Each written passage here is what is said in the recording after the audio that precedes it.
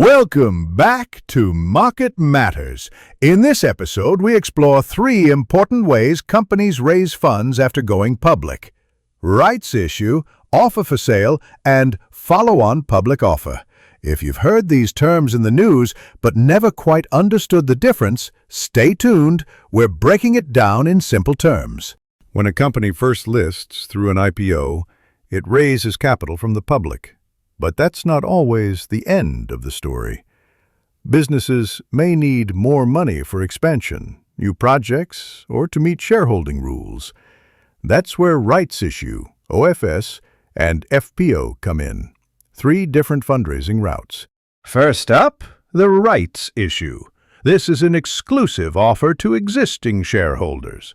The company gives them the right, but not the obligation, to buy extra shares at a special discounted price, usually lower than the market rate.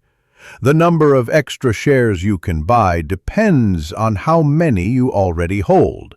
For example, in a 1-to-4 rights issue, if you own 4 shares, you can buy 1 more at the discounted price. It's a way for the company to raise money from loyal investors, but it also increases the total shares in circulation, which can slightly dilute the value of each share.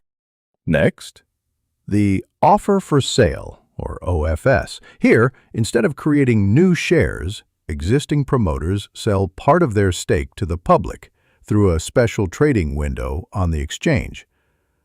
OFS is often used by large companies or government-owned firms to meet the minimum public shareholding requirement.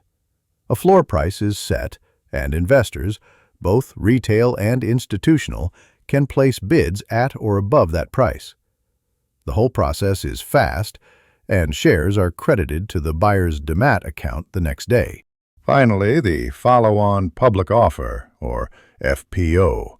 This is a lot like an IPO, but it happens after the company is already listed. New shares can be issued to raise fresh capital, which changes the shareholding structure.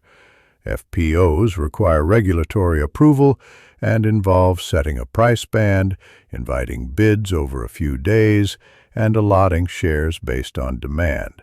While it's a slower process compared to OFS, it allows the company to bring in new investors and fund large projects. Here's the quick difference. Rights issue, only for existing shareholders. New shares at a discount. OFS, promoters selling their shares to meet regulations or reduce stake. FPO, new shares issued to the public, similar to an IPO but for a listed company. If you found this helpful, give it a like and share it with someone learning the markets. Hit that subscribe button and tap the bell icon to stay updated on all upcoming episodes. Until next time, keep learning, keep investing.